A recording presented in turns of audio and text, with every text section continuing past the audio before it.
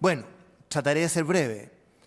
Yo creo que hay pocas personas tan calificadas en Chile como el profesor Fernando Atria para hablar de educación. Realmente lleva muchos años estudiando el tema, escribiendo sobre el tema, tiene un libro, entre varias otras publicaciones sobre esta materia, y por lo tanto yo siempre he encontrado sus argumentos y propuestas particularmente lúcidas y también provocativas, así que yo voy a aceptar la provocación y voy a procurar hacer un contrapunto, porque yo tengo, quiero decirlo, una perspectiva distinta a partir de las mismas premisas del profesor Atria.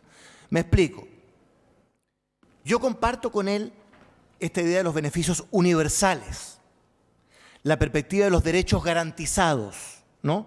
Es la vieja trilogía de Marshall sobre derechos individuales, políticos y sociales, ¿no? Los derechos sociales, derechos garantizados, perspectiva de beneficios universales, la comparto. Por eso digo, el punto de partida es el mismo. También comparto su crítica a la focalización, con una salvedad, que es muy distinto un país cuando el 40% de la población está bajo la línea de la pobreza a cuando el 15% está bajo la línea de la pobreza. O sea, si a mí me dicen que hay un país de 40, 50, 60% bajo la línea de la pobreza, yo digo focalización, al tiro, como perspectiva de política social, porque obviamente hay que focalizar, en ese caso, ¿no es cierto?, los recursos. Bueno, pero Chile, país de ingresos medios, todo lo que sabemos, eso ha cambiado, la pobreza ha disminuido, hay una nueva clase media, por lo tanto me gusta pasar de la focalización, ¿no es cierto?, a la universalización de beneficios y derechos bajo este concepto de derechos sociales. ¿Cuál es mi permanente diferencia con el profesor Atria? Hemos tenido varias oportunidades para conversar este tema y siempre lo leo con mucha atención y lo escucho con mucha atención. Tener derechos no es sinónimo de gratuidad. Primero, que algo sea un bien público, y la educación es un bien público, no es sinónimo de gratuidad. Por ejemplo, yo creo que la educación, con ser un bien público, y la salud con ser un bien público, y el trabajo con ser un bien público, yo creo en un sistema de provisión y financiamiento público y privado para atender a esa necesidad, ¿no es cierto?, de algo que es un bien público, en este caso la educación. Mi perspectiva es la justicia, más que la igualdad, y sobre todo más que el igualitarismo, ¿no? Y especialmente la justicia social, que a mi juicio es dar a cada uno lo suyo según sus necesidades y capacidades. Y voy a hacer una reflexión final sobre ese tema. Entonces, mi primera cuestión es que algo sea un derecho no es sinónimo de gratuidad, que algo sea un bien público no es sinónimo de gratuidad. Yo creo más bien en una economía social de mercado, por así decirlo, más que en un estado de bienestar, ¿no es cierto?, en relación a la provisión y financiamiento público y privado de esos bienes públicos. Esa es mi primera reacción. Mi segunda reacción es la siguiente, y aquí ya tenemos una diferencia en lo que voy a mencionar, que es más que un matiz. La primera clase de economía que uno tiene, por lo menos la que yo tuve el año 75, a uno le enseñan que los recursos y los bienes son relativamente escasos, por definición, ¿no es cierto?, frente a demandas múltiples. Y esto define mucho, porque la verdad es que los bienes o los recursos no alcanzan para todo, ni para todos, porque son relativamente escasos, ¿no? Como yo creo que son efectivamente relativamente escasos. Entonces, ¿cuál es la consecuencia práctica de esto desde el punto de vista de las políticas públicas? Lo que está pasando en Europa. Un cierto concepto del estado de bienestar, que se aleja de mi propio concepto de la economía social de mercado que sirve a la justicia social, ¿no es cierto?, y no solo necesariamente a un cierto concepto de la igualdad. Lo que está ocurriendo en Europa hoy día es típicamente representativo del concepto de derechos sociales como gratuidad o de bienes públicos como gratuidad.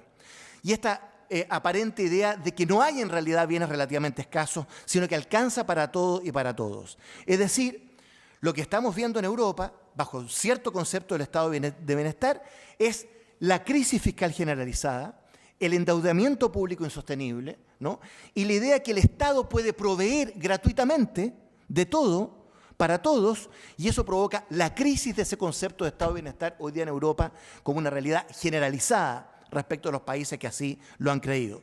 Y cuando un gobierno osa cobrar, por ejemplo, 10 euros o 15 euros por un copago o un remedio, ¿no es cierto?, se dice que está desmantelando el estado de bienestar. No, lo que está haciendo frente es a la idea de que los bienes son relativamente escasos y por lo tanto que no alcanza, ¿no es cierto?, para todo y para todos. Bueno, y ahí están los resultados de ese concepto. Entonces, ¿Cuál es el fondo, para ir terminando, de mi, más que matiz, un contrapunto, después de la interesantísima provocación del profesor Hacha?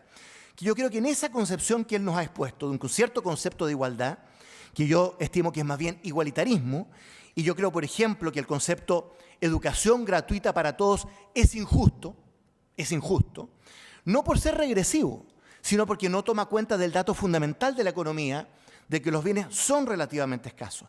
Y los países, Argentina, México, que han optado por una gratuidad total, hay que ver no solo la masividad de su sistema universitario, sino que muchos aspectos que dejan mucho que desear acerca de su calidad, duración ilimitada de las carreras, etcétera. Como no hay costo, ni copago, ¿no es cierto? Y todo esto es aparentemente gratuito, ¿no? Y en la práctica lo es, termina constituyendo una seria distorsión. ¿Por qué la distorsión?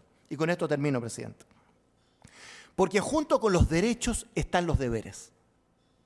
Junto con los derechos están las responsabilidades.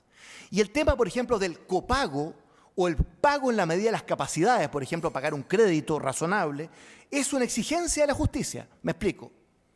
No hay nada más gratuito en Chile y más emocionante que el subsidio solidario en materia de vivienda, que lo paga el Estado sin crédito. No hay deuda. Pero ¿cuál es la gracia de ese crédito solidario? Que el modesto poblador o allegado paga 10 UF al contado, ¿no es cierto?, para postular a ese copago. Paga 200 y tantos mil pesos. Eso es lo que le da dignidad a ese pago del Estado. Que hubo un esfuerzo de copago del allegado, del beneficiario, del comité de vivienda, que vía bingos, recolección de fondos, juntó sus 10 UF y pagó sus 250 mil pesos. Y por lo tanto, yo creo que esto más bien dignifica al beneficiario. Es decir, cuando hay responsabilidades y deberes junto con el derecho, se hace más digno recibir ese beneficio del Estado. Por eso yo no creo en la gratuidad para todos en ningún aspecto de la política social.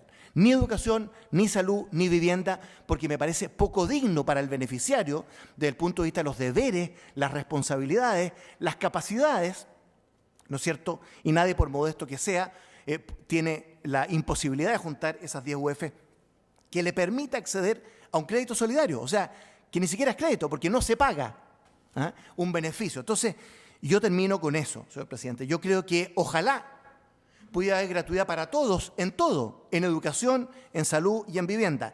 Eso rompe con la regla de oro de la economía de que los bienes y los recursos son relativamente escasos. Por lo tanto, yo concluyo, el derecho no es sinónimo de gratuidad, el bien público no es sinónimo de gratuidad y por lo tanto la justicia, dar a cada uno lo suyo según sus capacidades y necesidades, y ojo que me estoy acercando, ¿no es cierto?, a un concepto de Marx, ¿no?, de cada uno según sus capacidades, a cada uno según sus necesidades.